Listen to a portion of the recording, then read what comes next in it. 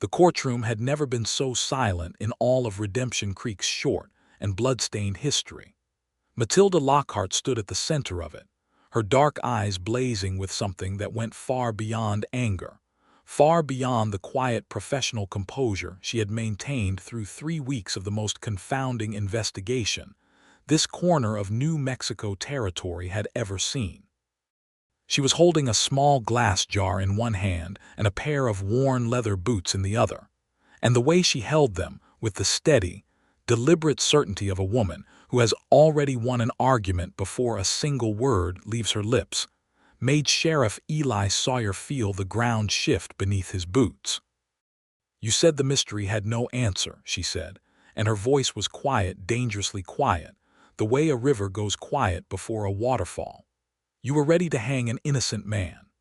Eli stood 6'2" in his worn brown duster, a star pinned to his chest that had survived 2 range wars and 1 catastrophic flood, and he had never, not once in 11 years of frontier law, felt as completely and utterly disarmed as he did in this moment. Because Matilda Lockhart was right. He had been ready to close the case.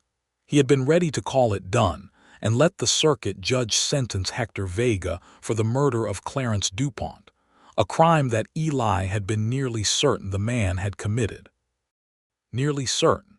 The jar in Matilda's hand contained soil, dark, reddish-black soil with a faint mineral sheen to it, the kind of soil you found in exactly one place within 50 miles of Redemption Creek, and that place was not anywhere near Hector Vega's homestead.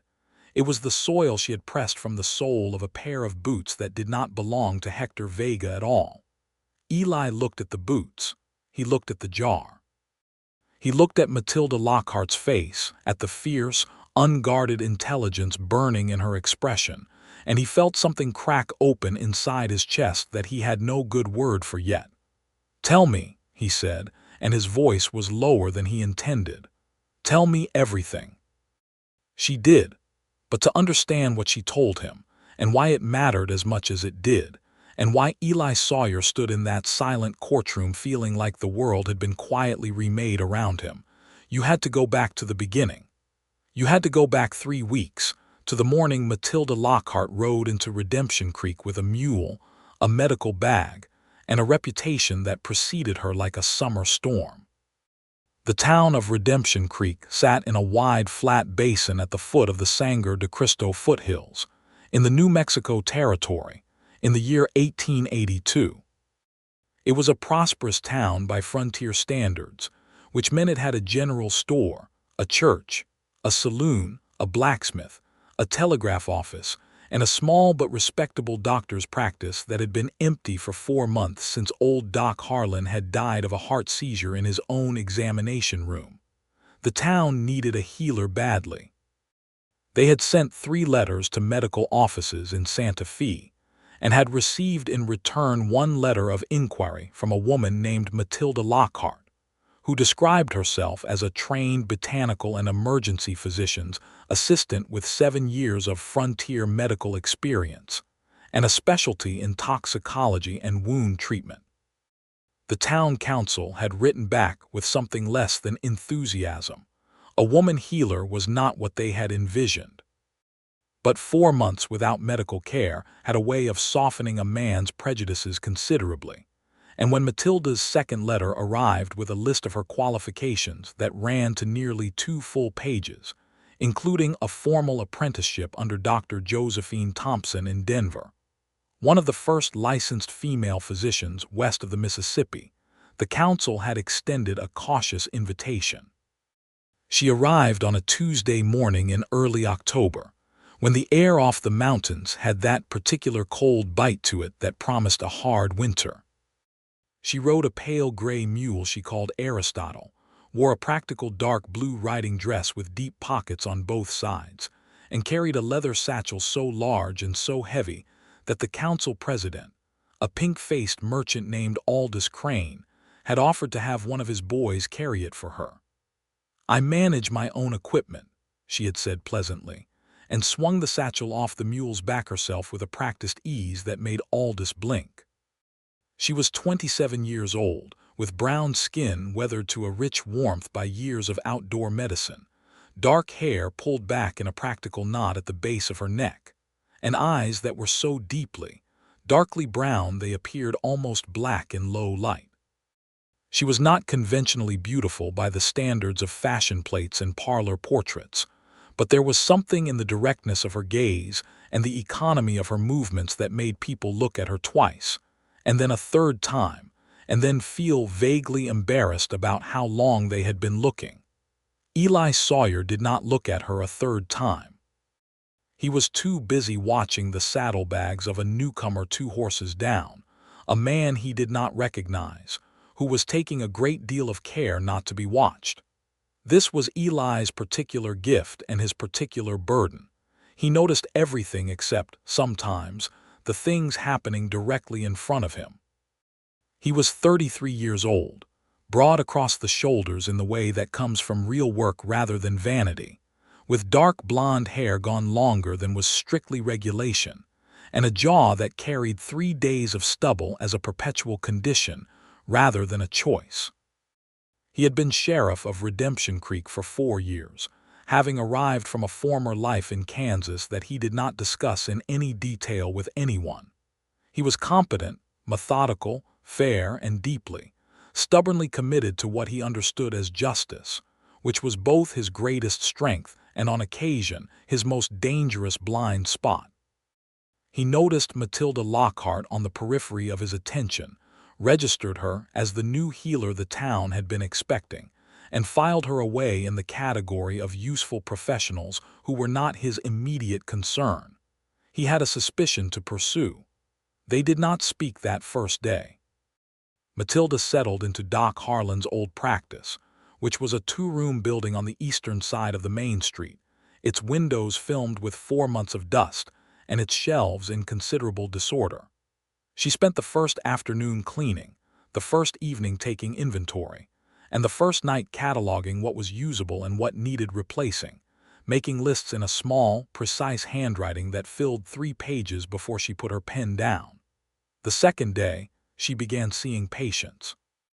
By the end of her first week, she had set 2 broken bones, treated a case of suppurating infection that would have cost a man his hand without intervention, diagnosed a child's recurring cough as an allergic response to the sawdust in the family's new house rather than the tuberculosis the parents had feared, and prepared a supply of willow bark tincture that she distributed to the miners working the creek beds to the north, who suffered chronic headaches from the dust and dehydration of their work. The town, cautiously impressed, began to thaw. It was during this first week that she also began to notice the soil. This was not an accident or a hobby. Matilda's training under Dr. Thompson had included a significant component of forensic environmental medicine, the study of how the physical environment left traces on bodies, clothing, and objects in ways that could be medically and legally significant. It was a discipline that was barely recognized as such in 1882, though it had been practiced informally by skilled physicians and apothecaries for generations. Matilda had a particular aptitude for it, a combination of exceptional visual memory, extensive botanical knowledge, and the patient, systematic thinking of a natural scientist. She had learned to read soil the way other women read novels, not for pleasure precisely, but for the deep, absorbed satisfaction of understanding a complex and layered thing. The soil around Redemption Creek was, she quickly determined, a geologically interesting landscape. The basin floor itself was a pale sandy loam. The creek beds were rich alluvial clay. The northern hills had veins of dark iron-heavy earth that left a distinctive reddish-black stain, and the area around the old Spanish land grant to the southeast, the DuPont property, had its own particular mineralogy, a high sulfur content from an old thermal vent that gave everything growing there a faint but distinctive yellowish undertone. She noted all of this the way she noted everything, carefully, systematically, and without any immediate expectation that it would matter. It mattered on the morning of October 17th, when Clarence DuPont's body was found in the dry wash behind his barn. Eli Sawyer was at the scene within 20 minutes. He stood over the body with his deputy, a young man named Curtis Webb who had an unfortunate tendency to turn pale at difficult moments, and he took in everything with the systematic attention that 11 years of law work had built into him. DuPont was 62 years old, a land-wealthy rancher who had made enemies in the way that land-wealthy men tend to make enemies slowly, thoroughly, and with considerable assistance from his own arrogance. He had been struck on the back of the head with something heavy and blunt. He had not died immediately.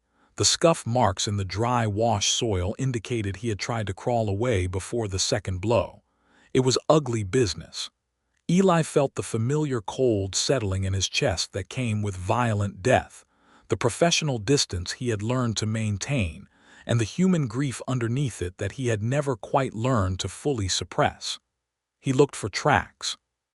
He found them, boot prints in the softer earth at the wash's edge, leading away to the northeast, toward the area where several small homesteaders held land, including a man named Hector Vega, who had been in a documented property dispute with DuPont for the better part of 2 years. The dispute was over water rights.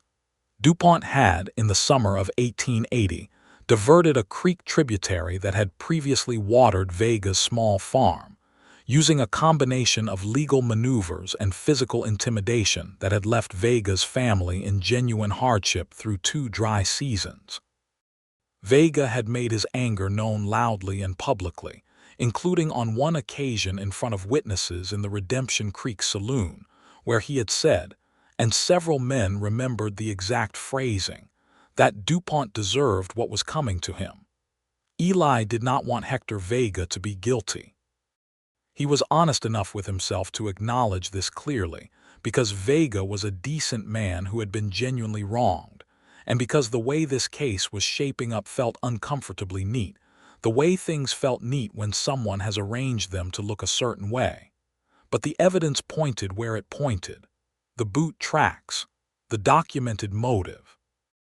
The fact that when Eli and Curtis rode out to Vega's homestead that afternoon, the man's boots were muddy, which was unusual, because the day had been dry and the homestead yard was dry. And when Eli asked him where he had been that morning, Vega's answer was halting and inconsistent in the way that frightened men's answers tend to be. He arrested Hector Vega. He did not feel good about it. He was walking back toward the jailhouse 3 days into the investigation when he passed the healer's office and found the door open and Matilda Lockhart on her knees in the street outside, studying something on the ground with the intense focus of a woman who has temporarily forgotten the rest of the world exists. He stopped. "Something I can help you with?" he asked. She looked up. Her dark eyes took him in with the same systematic assessment she applied to everything, and he felt briefly like a specimen being evaluated, which was an unusual sensation for a man who was accustomed to being the one doing the evaluating. "I doubt it," she said, "but thank you," and she looked back down at the ground. He should have walked on. He stood there instead. "What are you looking at?" She sat back on her heels and held up a small amount of dark soil between her fingers. "This was tracked in from somewhere northeast of town," she said. "The iron content is characteristic of the hill deposits in that direction, but whoever tracked it walked through here this morning, not last night, which is interesting given the frost we had before dawn. The ground up in those hills would have been frozen solid until at least 9 in the morning." Eli looked at the soil, then at her. "You can tell all that from dirt." "Soil," she corrected, "without heat. And yes." He was quiet for a moment. He had been thinking about the boot prints at the scene. The dry wash soil had been softer than expected for a day without recent rain, and he had been wondering about that without having anywhere useful to put the wondering. "Is there a lot of difference," he said slowly, "between the soils in different parts of this basin?" She looked up at him again, and this time something shifted in her expression. Not quite interest, but the precursor to it, the moment before a door opens. "Yes," she said, "considerable difference." "Why?" He told her what he was thinking about the boot prints. He did not know why he told her. He was not in the habit of sharing investigative uncertainties with civilians, particularly civilian newcomers whom he had barely met. But there was something in her manner that invited precision, that seemed to expect it as a baseline, and he found himself being more specific and more honest about his doubts than he usually was with anyone, including Curtis. She listened without interrupting. When he finished, she stood up, brushed the soil from her fingers, and looked northeast toward the hills with that same focused expression. "I would like to see the scene," she said. "That's not how I usually conduct investigations." "No," she agreed. "But you came and spoke to me, which suggests you are open to unconventional approaches when conventional ones aren't fully satisfying." It was a precise and correct assessment. He found it irritating in the way accurate things sometimes are. "Tomorrow morning," he said, "I'll take you out there." He was not sure, walking away, when exactly he had agreed to that, but he had, and he was not sorry. That night, Eli sat in his office with the evidence he had accumulated, and the unease that would not leave him alone. He spread everything out on his desk in the lamplight: his notes, the measurements he had taken of the boot prints, the witness statements, the history of the DuPont-Vega dispute, and he looked at it all with the deliberate patience of a man who has learned that looking long enough often reveals what quick glances miss. What bothered him most was not what was there. It was what wasn't there. Hector Vega was not a man of violence. In 2 years of conflict with DuPont, he had never once responded physically, not even on the evening in the saloon when DuPont's foreman had pushed him hard enough to knock him against the bar. Vega had straightened himself, picked up his hat, and walked out. The witnesses had noted it as an example of remarkable self-control under provocation. Men who have spent 2 years containing their violence do not suddenly release it in an unplanned early morning assault with whatever heavy object is at hand. Men like that, if they break, tend to break differently, deliberately, with preparation, with something planned rather than improvised. The murder of Clarence DuPont looked improvised. Eli lay awake for a long time, and when he finally slept it was uneasily. The next morning was cold and clear, the sky that deep blue that comes before the mountains push the sun up over the horizon. Matilda was waiting outside the jailhouse when Eli arrived, wearing a practical wool coat and carrying her leather satchel and a separate smaller bag he did not recognize. "What's in the second bag?" he asked. "Sample jars," she said, "and reference materials." He looked at her steadily. She looked back with complete equanimity. They rode out to the dry wash on horses he arranged from the livery. She declined his offer of assistance mounting, accomplishing it with a brisk efficiency that made his offer feel slightly absurd in retrospect, and arrived at the scene as the morning light was reaching the full brightness that allowed real examination.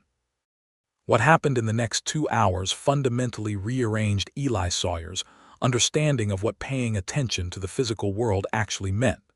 Matilda moved through the scene with a methodical grace that reminded him of nothing so much as a musician working through a complex piece, each movement deliberate, each observation building on the last. She did not touch anything carelessly. She used small, clean tools from her satchel to collect samples, labeling each jar in her small, precise handwriting.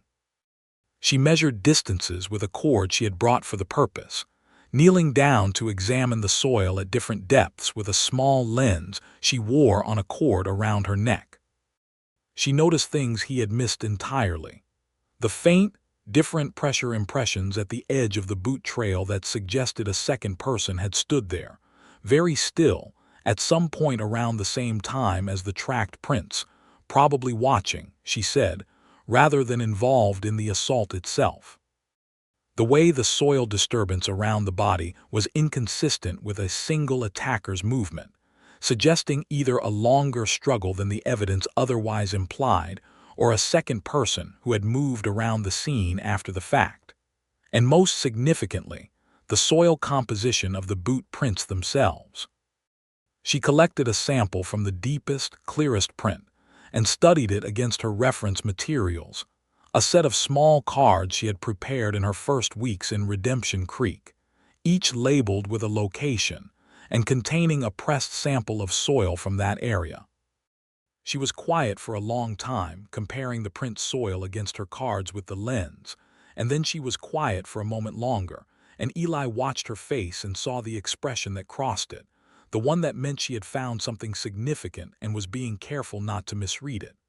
"This isn't the soil from Vega's homestead," she said finally. Eli felt the words land in his chest like stones in water. "What?" She held up the jar. "The soil in this boot print. The iron content is wrong for Vega's property. His land is basin floor pale sandy loam, maybe 15% clay, very low iron. This print shows a dark, iron-rich soil with a high organic component. The organic component is particularly interesting. There's something with a sulfurous undertone." She pulled out 2 of her reference cards and held them next to the jar, and even Eli could see the difference in color between the soil on Vega's card and the soil in the jar, though he could not have described exactly what he was seeing the way she could. "The sulfurous component," she said carefully.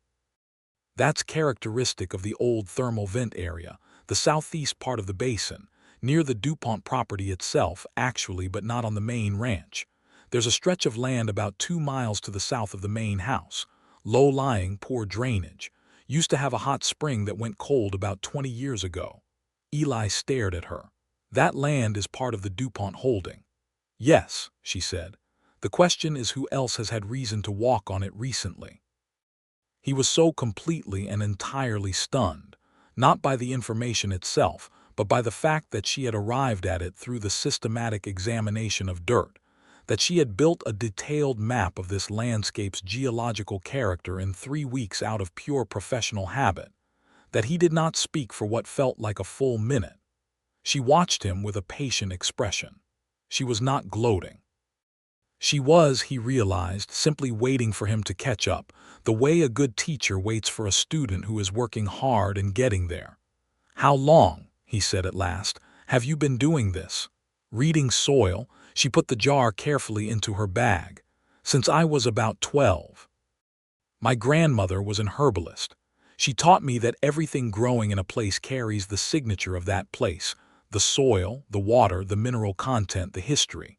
When I started working with Dr. Thompson, I realized the same principle applied to forensic medicine. People carry the places they've been with them, on their boots, in the creases of their clothing, under their fingernails." She paused. "It sounds like a small thing. But small things add up to truth if you're patient enough to collect them all." Eli looked at her for a long moment. The morning light was full and direct now, the mountains brilliant with early snow against the deep blue sky, and Matilda Lockhart was standing in a dry wash in the New Mexico territory looking back at him with an expression of absolute calm competence.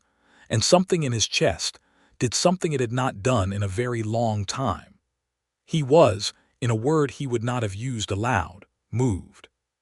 "We need to figure out who has reason to be on that stretch of land," he said, keeping his voice professional with some effort. "And we need to do it before the circuit judge arrives." "When is that?" 5 days, she nodded. "Then we should not waste time standing here." They rode back to town side by side, and they talked the whole way. Eli had not talked this way, openly, analytically, without the habitual guardedness he maintained as a matter of professional and personal protection, in longer than he could clearly remember. But Matilda asked questions that were genuinely interesting, not polite conversation but real inquiry, and she offered observations that were consistently sharp and occasionally startling, and he found himself responding in kind without quite meaning to. She asked about the history of the DuPont property, and he told her what he knew, which was considerable. Clarence DuPont had acquired his land in 1869, had expanded it twice through purchases that some people in town regarded as less than entirely voluntary, and had maintained a complicated and not always legal control over the water resources of the surrounding area. He had a son, Warren, who had been away at university in the East for 3 years and had returned only 6 months ago. He had a foreman named Aldridge Pike, who had been with him for 8 years and was regarded in town as a harder and less scrupulous man than his employer, which was saying something. He had, as far as Eli knew, no close friends, several business associates, a lawyer in Santa Fe who would be arriving for the reading of the will. "The son," Matilda said. "Warren DuPont. What is he like?" Eli thought about it. He had met Warren DuPont twice since the young man's return, once briefly at the general store and once at a town meeting about the water rights dispute, where Warren had sat at the back and said almost nothing. He had struck Eli as a man under considerable internal pressure, though Eli had attributed this at the time to the difficulty of returning to a frontier environment after years in an eastern city. "Quiet," he said. "Educated. Uncomfortable in his skin somehow. More uncomfortable since his father died than I'd have expected, given that they apparently didn't have a warm relationship." Matilda was quiet for a moment. "Did the father have a will?" "Yes, the lawyer is bringing it. And Warren inherits, presumably. He's the only heir." She nodded slowly. Eli looked at her profile and saw her working something through in that careful, systematic way she had, turning it over and examining all the angles. "What is it?" he asked. "I don't know yet," she said. "I need more information. Is there any way to know who has been on that stretch of land recently? The thermal vent area. I'd have to ask around carefully. I don't want to tip anyone off that we're looking in a new direction. Vega's in a cell and someone who is not Vega committed this murder, which means that someone believes they've succeeded." She turned her head to look at him directly. "The boots will tell us if we can find them." "Whose boots?" "Whoever walked through that sulfur soil recently. The soil in that area is distinctive enough. I'd recognize it on sight against any other sample in this basin. If we can get access to the boots of anyone who had a reason to want DuPont dead, I can match or exclude them to the print." He stared at her. "You can do that?" It was not quite a question. It came out as something between a statement and an astonishment. "Yes," she said simply. He was quiet for a moment. The town was coming back into view below them, the morning smoke rising from chimneys, the sound of the blacksmith's hammer already underway. The ordinary world continuing its business, unaware that 3 weeks of assumption were about to be pulled apart by a woman with a collection of soil samples and the knowledge to read them. "I need to talk to Warren DuPont," he said. "I think you do too," she agreed.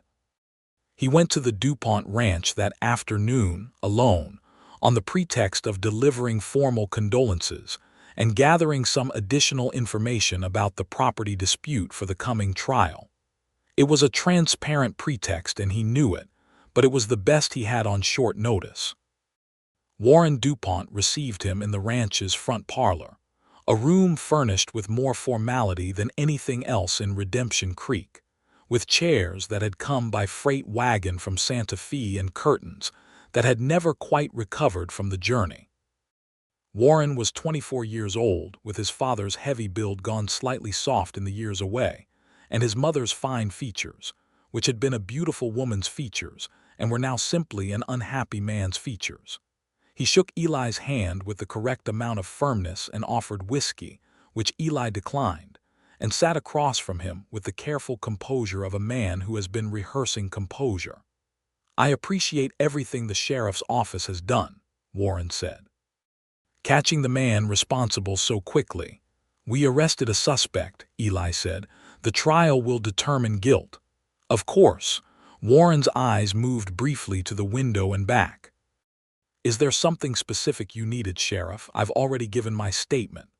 "Just following up on a few details. The stretch of land south of the main property, the old thermal vent area. Is anyone using it currently? Grazing, mining, anything?" The shift in Warren DuPont's expression was small. Most people would have missed it. Eli did not miss it. "Not that I know of," Warren said. "That ground is no good for much. Poor drainage. Father always said it was the one piece he could have done without. Has anyone been out that way recently? Any workers, any visitors?" "Not to my knowledge. Very controlled, very careful." "Why do you ask?" "Thoroughness," Eli said pleasantly.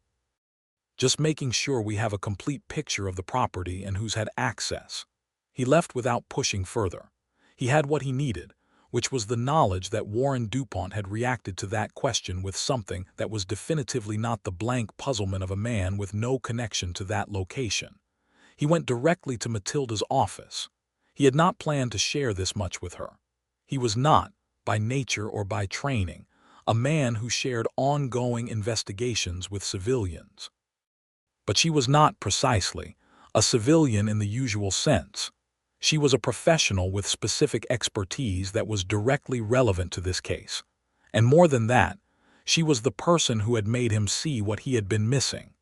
To go to her now felt not like a breach of protocol, but like a return to something that was becoming, with surprising speed, a genuine collaboration.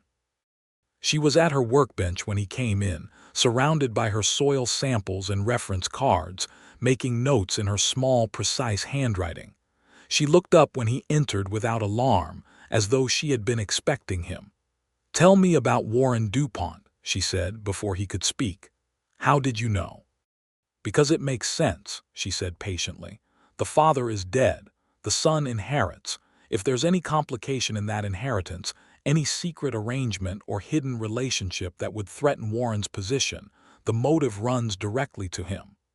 Eli sat down in the patient's chair, the only other chair in the room, and leaned forward with his elbows on his knees. "What kind of complication are you thinking?" She turned fully from her workbench to face him. "I had a patient this week. One of the DuPont ranch hands came in with a hand injury. We talked while I dressed it." He mentioned, without any apparent sense that it was significant, that he'd heard DuPont Sr. had been meeting with a lawyer from Albuquerque, who was not the same lawyer that handled his regular business. Separately, one of the women who does laundry for the ranch mentioned that she'd found a sealed letter in Warren's coat pocket, addressed to someone she didn't recognize, with an Albuquerque return address, and that Warren had been agitated for 2 weeks before his father's death. Eli stared at her. "How do you know all this?" She looked at him levelly. "People talk to their healer," she said, "especially when they're getting care they trust. I listen. That's part of my job." "And you didn't think to bring this to me before?" "They were unconnected observations until about 2 hours ago," she said without apology. "I process information until it connects, then I act on it." He was quiet for a moment, working through what she had told him. A second lawyer, letters from Albuquerque, a son who had been agitated. DuPont was changing his will, Eli said slowly. "Or had already changed it," Matilda said. "The question is who benefited from that change." If Warren found out his father was planning to leave the property to someone else, or had already done so, the motive shifts considerably. Eli got up from the chair and began to pace. He was not normally a pacer. He was a stillness man, which was part of what made him good at observation. But this case was pushing him out of his habitual patterns in several directions. "The lawyer from Santa Fe is bringing the will," he said. "He arrives in 3 days, day after tomorrow. The circuit judge arrives the day after that. If the will contains a surprise, I need to know before the judge gets here." "You can send a telegram to Albuquerque," she said. "If there's a second legal arrangement, the attorney there might be persuaded to share some preliminary information given the circumstances." He stopped pacing. He looked at her sitting at her workbench, surrounded by her careful, systematic work, with the particular quality of intelligence she had that was not just cleverness but something more structured, more architectural, the intelligence of a person who builds understanding piece by piece, patiently, until the whole thing stands on its own. He needed to say something. He was not sure what exactly. "You are very good at this," he said. She looked at him for a moment without expression. Then very slightly she smiled. It was a small, private smile, the kind that means more than a large one. "So are you," she said, "when you trust what you're seeing instead of what's convenient." It was the most pointed thing she had said to him, and also the most generous, and he felt it in a way he did not immediately know what to do with. He sent the telegram to Albuquerque that evening. The next 2 days were the longest Eli could remember in years. He visited Hector Vega in the jail and told him, honestly, that new evidence was being developed, and that he was working to ensure the trial reflected the full truth of the matter.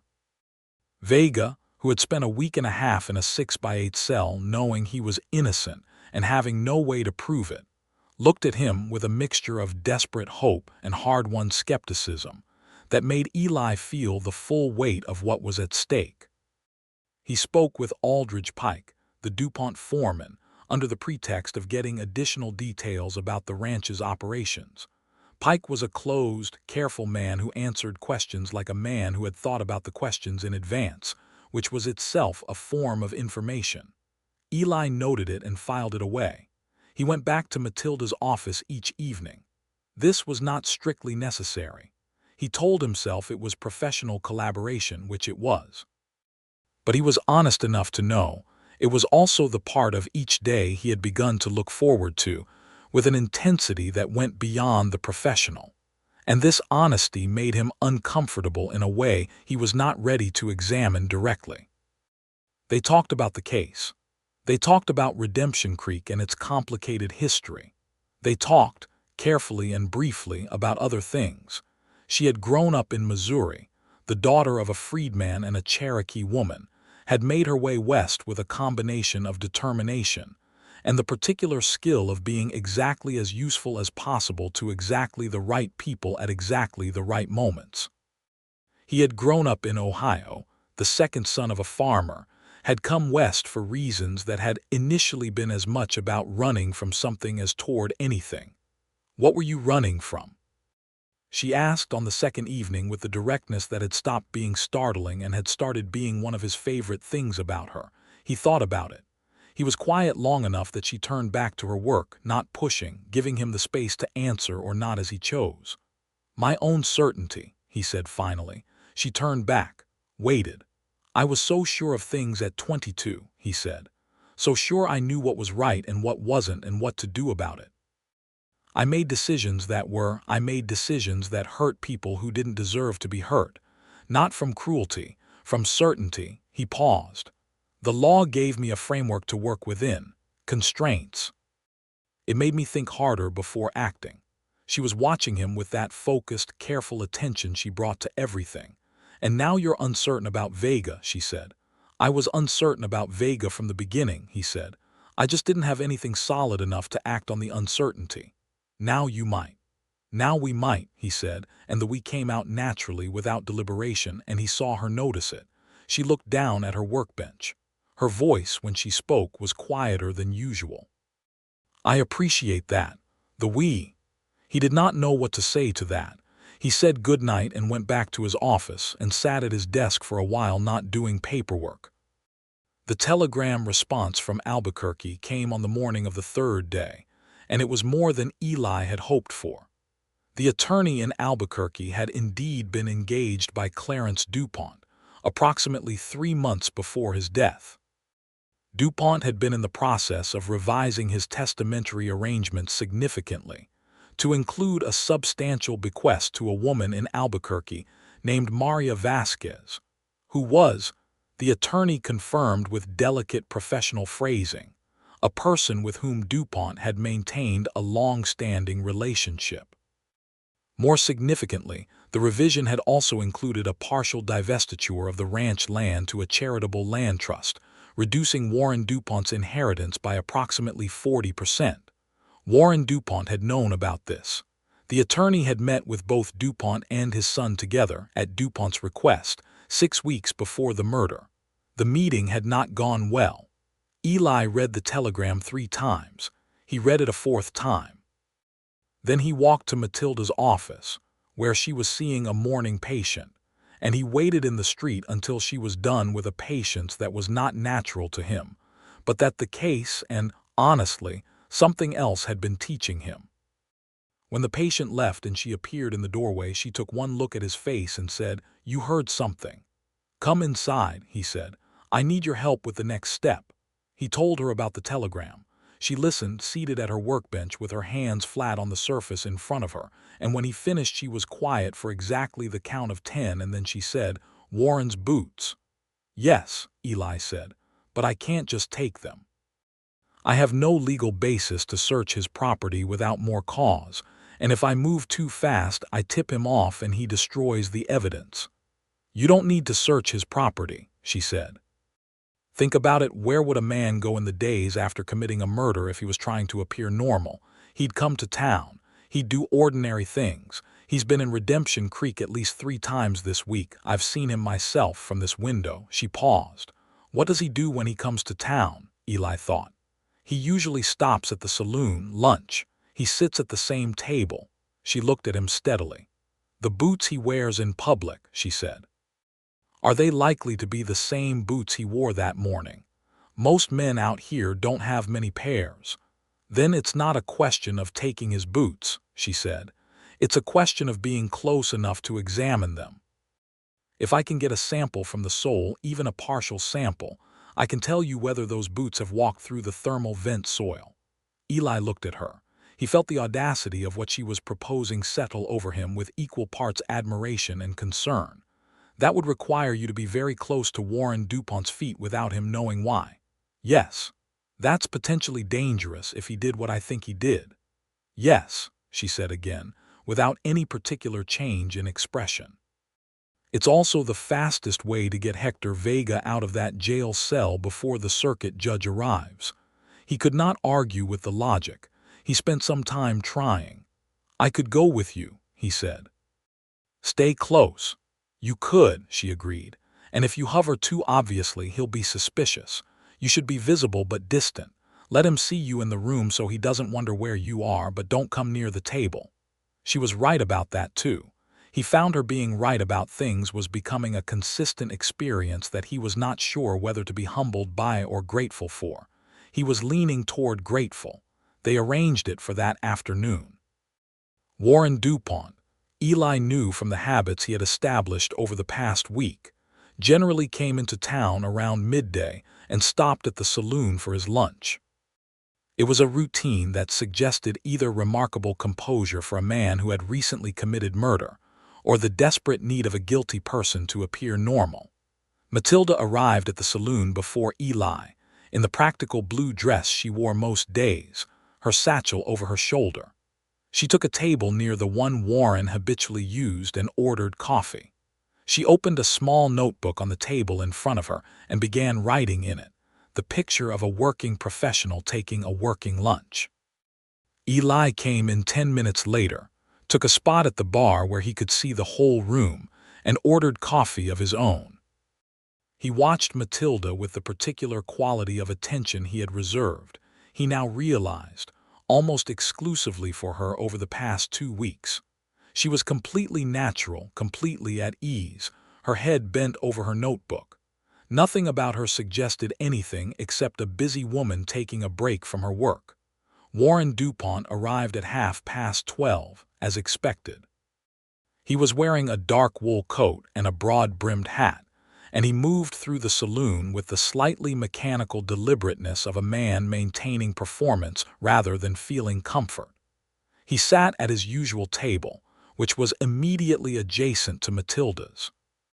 What happened next was something Eli watched with a concentrated attention that he would remember for the rest of his life. Matilda, as though she had only just noticed her proximity to another patron, looked up from her notebook and offered Warren a brief, professional smile. She said something. Eli was too far to hear that made Warren nod politely. She said something else. He responded. She laughed softly, the easy laugh of a pleasant stranger in a public place. And then she let something fall from her table, a pen, neatly done, completely natural. And when she bent to retrieve it, she was in precisely the position she needed to be, and her hand went not to the pen first, but to the edge of Warren DuPont's boot with the small collection implement she had palmed from her satchel. A narrow-tipped tool the size of a long match that pressed against the boot sole's exterior edge for barely 2 seconds before she recovered the pen and sat back up. The whole thing took less than 10 seconds. It was the most elegant thing Eli Sawyer had ever seen. She collected the pen. She smiled again at Warren. She returned to her notebook. Warren returned to studying the saloon menu with the blank focus of a man who has not tasted food properly in 2 weeks. Eli finished his coffee. He left the saloon 2 minutes later. He did not look at Matilda directly as he passed, which cost him more than he expected. She came to the jailhouse 45 minutes after that. He had been sitting at his desk pretending to do paperwork and actually doing nothing except waiting, which was not a state he was comfortable in. And when he heard her footsteps on the boardwalk outside, he was at the door before she had a chance to knock. She came in and set her satchel on the desk and removed from it the small collection tool, now capped, and a reference card and her lens. She set them out with the systematic precision of her workbench at home, and she examined the collected material against the reference card under the lens, and she was still for a long time, the way she was still when something mattered. Eli stood across the desk from her and did not speak and barely breathed. She straightened. She looked at him. Her expression was completely controlled, but there was something in her eyes, something that had broken the surface. "It's a match," she said. "The soil on Warren DuPont's boot sole is consistent with the thermal vent area. The sulfur signature is present. The iron and organic composition matches both my reference sample from that location and the sample I took from the boot print at the scene." She paused. "The same boots that walked through the thermal vent area left those prints in the dry wash behind Clarence DuPont's barn." The silence in Eli's office was complete. He absorbed this. He let it move through him, the relief, sharp and enormous for Hector Vega, the anger, controlled but real, at what had nearly been done to an innocent man, and underneath all of that something else. Something directed specifically at the woman standing across his desk from him, who had arrived in his town 3 weeks ago and had done, with soil and patience and a systematic intelligence that he had never encountered in any person he had met, what he had not been able to do on his own. "Matilda," he said. She looked at him. He did not have a speech prepared. He was not a man who prepared speeches. He said the truest thing he could find. "You are extraordinary," he said. "And I am very glad you came to Redemption Creek." She held his gaze for a moment. Her expression did something complicated and then settled into something quiet and real. "I am beginning to be glad of that myself," she said. They did not have time for more. There was an arrest to make, and it needed to be done correctly, and there was a man in a jail cell who needed to be released, and there was a circuit judge arriving in 2 days who would need the evidence presented properly and completely. Eli arrested Warren DuPont that afternoon at the ranch, with Curtis as witness. He served the arrest with the formal precision he brought to every legal action, presenting his grounds clearly: the documentary evidence from Albuquerque, the forensic soil evidence linking DuPont's boots to the crime scene, the pattern of behavior since the murder. Warren DuPont, when confronted with the specificity of what Eli had, lost the composure he had been maintaining for 2 weeks all at once, the way a wall goes when the crack finally runs the wrong way. He confessed before they had left the ranch property. It was not, in the end, a complicated story. Warren had discovered from the Albuquerque lawyers' meeting that his father was reducing his inheritance by nearly half and providing significantly for a woman he had never been told existed. The rage had been building for 6 weeks. On the morning of October 17th, he had gone to confront his father at the ranch, walking the long way across his father's own land, including the southern stretch near the old thermal vent, and the confrontation had become something he had not planned. He had not meant to kill him, he said. Eli let him say it. It might even have been true. It did not change what had happened in that dry wash. Hector Vega walked out of the jail cell that evening a free man. His wife was waiting outside with their 3 children, having come into town the moment word had spread that an arrest had been made, and the sight of that reunion, Vega dropping to his knees on the boardwalk to embrace his children, his wife's hands on his shoulders, everyone crying and not trying to hide it, was something that hit Eli somewhere deep and necessary. He stood on the boardwalk and watched and felt the particular, painful satisfaction of justice that has cost something to arrive at. Matilda was standing beside him. He had not planned for that either. She had simply ended up there after the confusion of the afternoon, and neither of them had moved away. He would have been hanged, Eli said very quietly. Yes, she said, but he wasn't. He looked at her. The evening light was coming in from the west, gold and long and warm, and it caught the planes of her face and the particular steadiness of her expression. And Eli Sawyer, who had spent 11 years building walls between himself and the feeling that was coming for him now, found every single one of those walls exactly as useful as paper in rain. "Have dinner with me," he said. She turned to look at him. Her dark eyes studied him for a moment with that systematic attention, reading him the way she read everything carefully, honestly, without the comfortable shorthand of wishful thinking. "Yes," she said, "I will." They ate at the small restaurant that Mrs. Chen ran above her laundry, the best food in Redemption Creek and the quietest available that evening, and they talked for 3 hours.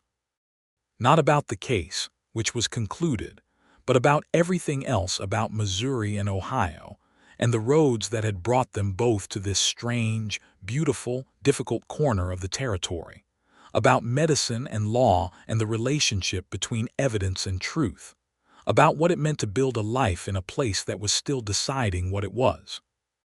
She told him about her grandmother, the herbalist, a Cherokee woman who had survived the forced removal and rebuilt her knowledge on the far side of it, who had taught Matilda not just about plants and soils, but about the obligation to use knowledge in service of those who needed it. He told her about the mistake he had referred to obliquely before, a more complete version now because she had earned the complete version. A man he had arrested in Kansas 11 years ago on the basis of evidence that had felt certain at the time. The man had spent 8 months in prison before new evidence had surfaced. The conviction had been overturned. The man had survived, but only just, having contracted a severe illness in the facility, and he had walked out diminished in ways that could not be fully restored. Eli had sent him money anonymously for years. He still sent it. "That's why Vega's case frightened you," she said. "It was not a question." "Yes," he said. "I was so close to making the same mistake." "But you didn't," she said. "You were troubled by the evidence even when you had no framework for the trouble. You acted on that trouble by talking to me even though it was unconventional. And when I found something, you moved immediately." She paused. "That's not the behavior of a man who doesn't learn." He looked at her across the table. The lamp between them was small and warm. "You give me more credit than I deserve," he said. "I give you exactly what the evidence supports," she said. "I don't do more than that." He laughed, low and real, the laugh of a man who has been surprised into it. She smiled at him, and it was a different smile than the small, private ones he had seen before. It was wider, warmer, the smile of someone who has relaxed a guard they have been maintaining for a long time. They walked back through the quiet October night, the stars brilliant overhead, the mountains a darker darkness against the sky. At the door of her office they stopped, and he stood close enough that he could see the lamplight from the window catch the gold in her dark hair, and he felt everything in him orient toward her with the simple, total certainty of compass needles toward north. "May I call on you?" he asked. "Properly, not about the case." She looked up at him. "You may," she said, "but I should tell you I am not an easy person to be close to. I am exacting and I am direct, and I have opinions that I don't soften to make anyone comfortable." "I know," he said, "I've noticed. And that doesn't trouble you." "It is," he said carefully, "among the things about you that I find most," he searched for the right word, "remarkable, attractive, true." "Necessary," he said finally. She looked at him for a long moment. The night air was cold and perfectly clear, and somewhere down the street a horse shifted in its pen, and the town of Redemption Creek breathed around them in the quiet of the late evening. "Good night, Sheriff," she said. "Good night, Matilda," he said. He walked back to his office in the dark, and he sat at his desk, and he felt for the first time in a very long time that the world was the right size. The weeks that followed were full and difficult and good. The circuit judge arrived as scheduled and heard the case with efficiency and gravity. The evidence was presented, including Matilda's forensic soil analysis, which Judge Morrison, a lean, experienced man who had served 20 years on the frontier circuit, received with sharp interest and careful questions. Matilda answered those questions with the same systematic clarity she brought to everything, laying out her methodology and her reference system, and the specific analysis she had conducted in terms that were precise without being inaccessible. Judge Morrison, after a moment of silence, said, Miss Lockhart, what you have done here is exceptional work. I have never seen this methodology applied in a frontier legal proceeding. It should be applied more broadly, Matilda said, without false modesty. The physical environment is an honest witness, if anyone takes the time to ask it the right questions. Warren DuPont's confession and the supporting evidence produced a swift and clear verdict. He was remanded to face trial on a charge of murder in the second degree. The facts of the confrontation, including the absence of clear premeditation, having been taken into account, and was removed from Redemption Creek by the judge's authority. The DuPont Ranch, under the terms of the original revised will that was ultimately probated, was partially transferred to the land trust, as Clarence DuPont had intended, and Maria Vasquez in Albuquerque received her bequest, which allowed her to purchase a small house of her own for the first time. Hector Vega's water rights were formally restored by the new land trust administrator, who had no interest in the aggressive water management that had been DuPont's practice. It was not perfect justice. It never was. But it was better than what had nearly happened, and Eli allowed himself to feel that. He called on Matilda the following Sunday, and the Sunday after that, and then on Wednesdays as well, and then on most evenings, in the gradual, honest way that courtship happens between two people who are not performing anything, but are instead becoming known to each other in the ways that matter. He helped her when she asked for help moving heavy supply deliveries, reaching high shelves, accompanying her on longer medical calls when the weather or the road made the journey riskier for a single rider. And he learned quickly, and remembered permanently, that asking was always the correct approach, and assuming was never welcome. She, in turn, learned his rhythms and his habits, the way he did his best thinking outdoors, the particular quality of his silences that meant he was troubled versus the ones that meant he was simply at peace, the fact that he woke early and found the first hour of the morning difficult and the second hour very good. One morning in November she brought him coffee without being asked, at exactly the right moment in that second hour, and sat across from him in his office and shared it, and they talked about nothing particular, and Eli felt something crystallize quietly in his chest. "I need to tell you something," he said. She looked at him over her cup. He stopped and tried again. "I am not practiced at this," he said, "at saying what I mean when what I mean is significant." She put her cup down on the desk and gave him her full attention, not the analytical attention exactly, but something warmer, something that cost her something to offer. "Take your time," she said. "You changed something," he said. "Not just the case, not just the way I think about evidence or justice or any of that. Something in me. Something I didn't know needed to change until I saw you in that dry wash with your sample jars, and you showed me how small and patient and honest good work really is, and I realized He stopped again, looked at her. "I'd been afraid," he said, "of caring about the outcome enough to be wrong, and you're not afraid of that. You're afraid of bad methodology, not of what the truth costs." She was very still. "You made me want to be better at the thing that actually matters," he said. "And I know I love you for it. I love you, Matilda." The word love in that room, in that quiet morning, in the second hour when everything was clear and nothing was performed, settled around them like something that had always been there waiting to be named. She looked at him with an expression that was not surprise, because she was not a person who was easily surprised, having generally been paying attention long enough to see things coming. But that was full of something that was its own kind of astonishment, the astonishment of being seen exactly right. "I love you too," she said. "I think I've been arranging the evidence for 2 weeks and not wanting to draw the conclusion." He laughed and she laughed, and the laughter was as honest as everything else between them had been, and he reached across the desk and took her hand, and she turned her hand and held his, and that was that. The winter came hard, as the October air had promised. The Sangre de Cristo peaks went white to the tree line, and the basin frosted every night, and the wood stoves in Redemption Creek worked at capacity.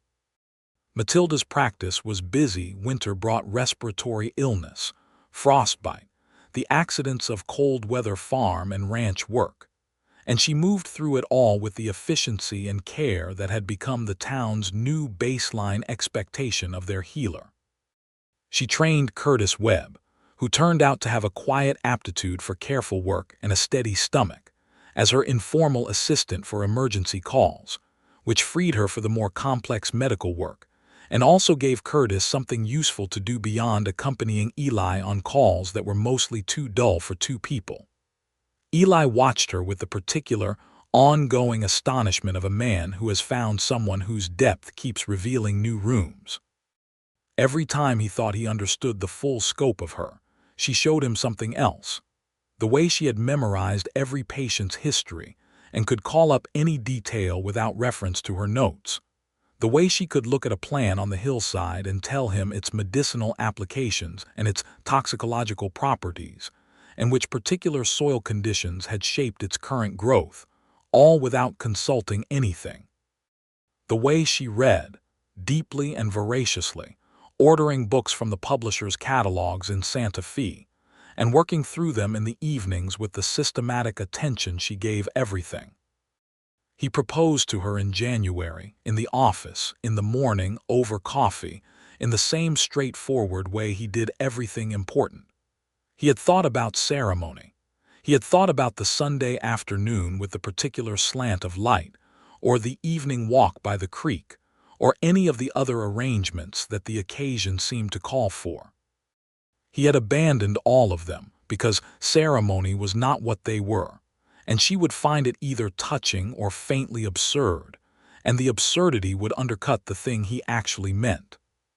So he said it plainly, sitting across from her in the place where they had begun to know each other, with the winter light coming through the window and both their hands wrapped around their cups. "I want to marry you," he said. "I want to build a life with you here in this town, and I want to do it right and well for as long as we have." She looked at him for a long time. He did not fill the silence because she was thinking, and her thinking was worth waiting for. "I have conditions," she said. "Tell me." "My practice continues. I don't stop working. I would never ask you to. My income is my own. We manage our household together, but my earnings from the practice are mine to use as I determine, including for purchasing medical supplies and books that you will think are extravagant." "Agreed. If I believe you are making a professional mistake that is going to hurt someone, I will tell you, not in public, but privately, directly, without softening it. I would expect nothing else." She was quiet for a moment. "And you understand that I come with a history that some people in this town will use against you. My heritage, my profession, the choices I've made. I have my own history," he said. "We'll manage it together." She looked at him with those dark eyes that saw everything with the honesty of a woman who had never learned to look away from what was true. "Yes," she said, "I'll marry you." The wedding was in March, when the first green was appearing on the hillsides and the creek was running high with snowmelt. Reverend Alcott officiated in the small white church on the hill, and the entire town of Redemption Creek attended, not entirely because they were invited, but because this was the sort of event that generated its own gravity. Matilda wore a dress she had had made by Mrs. Chen in a practical dark green wool that she could actually wear afterward, which was exactly the kind of decision that Eli had come to expect from her, and that he loved entirely. She carried a small bunch of late winter herbs from her medical garden, lavender and rosemary, and a sprig of sage, that filled the cold air of the church with something warm and real.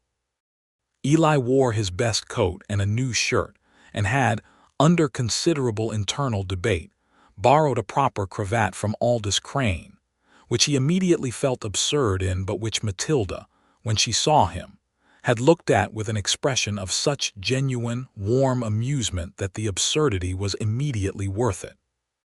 They said their vows plainly, clearly, looking at each other in the way of two people who understand exactly what they are undertaking. When it was done, and Reverend Alcott had pronounced them husband and wife, Eli kissed her in the quiet, certain way of a man who knows he is exactly where he is supposed to be. Hector Vega was in the front row. He was crying and making no effort to conceal it, and when Eli caught his eye, he raised one hand in a gesture that was both gratitude and blessing, and Eli nodded, and that was its own small ceremony within the ceremony. Spring came, and summer, and the first year of their marriage was the fullest year Eli could remember in his life. They fell into a domestic partnership that was equal in exactly the way she had specified, and that worked in exactly the way equal things work when both parties are genuinely committed to the partnership's success over their individual convenience. He helped with her heavier supply work. She helped him draft reports that benefited from her precision and her vocabulary. They argued carefully about things worth arguing about, and resolved those arguments with the same systematic honesty they brought to everything else. They argued about whether the town should formally designate her office as an official medical facility with county support, which she wanted, and which required Eli to spend 3 months doing political work he found tedious, but did anyway because she was right about its importance. They argued about a circuit rider who had, in Eli's judgment, been treated unfairly by a local rancher, and about how much of Eli's professional authority could be applied in a situation that was on the legal borderline. They argued once about something small and personal and entirely private that resolved itself in the particular, intimate way of two people who have learned to fight without cruelty.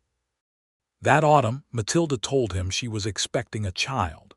She told him in the morning as she told him everything important in the office, over coffee. She said it directly, in the same tone she used to report a diagnosis or a soil analysis, because that was how she communicated things that mattered clearly, without theater, trusting the substance to carry the weight. He stared at her for a long moment. And then he did something she had rarely seen from him, which was to be completely and visibly overwhelmed by emotion. The careful walls he still maintained against excessive expression, simply failing under the weight of what he felt.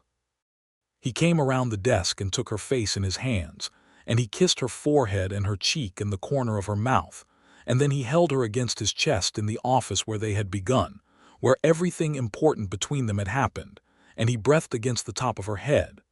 "Thank you," he said. "I didn't do it alone," she said, muffled against his shirt, and he laughed and she laughed, and they stayed like that for a long time. The baby came in June of the following year, the summer of 1884. He was a boy, solid and loud, with his father's broad shoulders evident even in infancy and his mother's dark eyes, and they named him James Thomas Sawyer, James for Eli's father and Thomas for Matilda's grandfather, the freedman who had built something from almost nothing and taught his children that knowledge was the one thing no one could confiscate.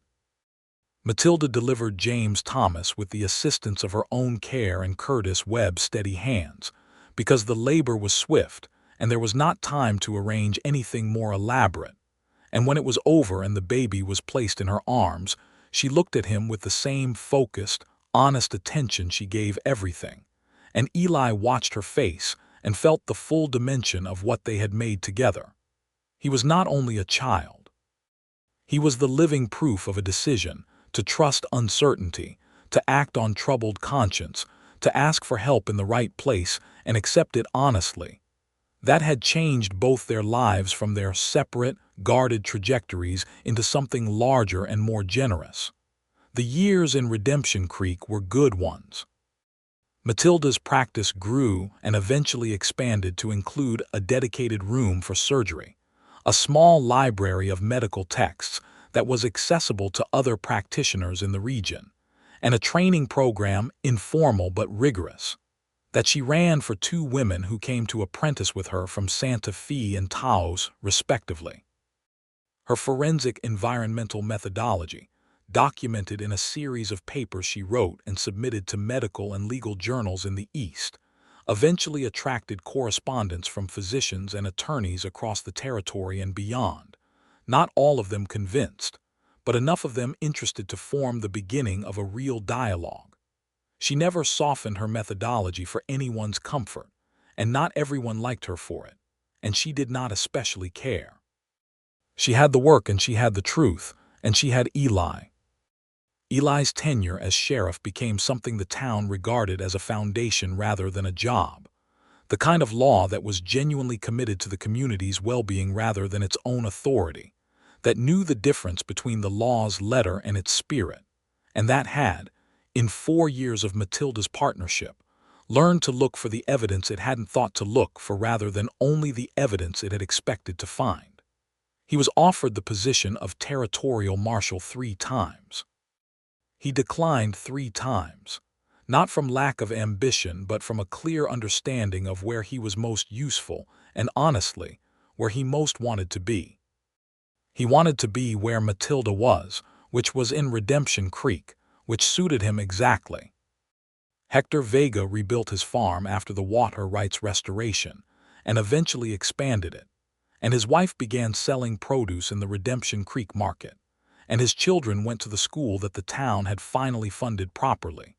And when Vega's eldest son showed an interest in medicine, it was Matilda who lent him the first books and answered his first questions with the same unhurried thoroughness she gave everyone who came to her with genuine curiosity.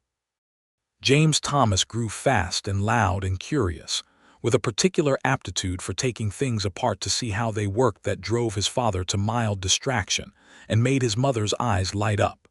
He was 4 years old when his sister was born, a girl they named Clara Rose, who arrived in the deep cold of a January night and was immediately and obviously her father's daughter in temperament, steady, still, watchful, even as a newborn. The 4 of them lived in the house Eli had built the spring after the wedding, larger than his bachelor quarters and substantially better organized, in the block behind the sheriff's office and 3 doors from the medical practice. On warm evenings, they sat on the porch and the children played in the yard and Eli and Matilda talked, or were quiet as the mood directed, and the mountain stood over everything in the long light, and the creek ran on in the distance. It was an ordinary life in the way that only extraordinary things can become ordinary through repetition and care, and the daily practice of being genuinely present with the people and the work that matter. One evening in the autumn of 1887, 5 years after the October morning, when Matilda Lockhart had ridden into Redemption Creek on her pale gray mule, Eli sat on the porch with a cup of coffee and watched his wife in the garden, where she was checking her medicinal plants against the first cold of the season.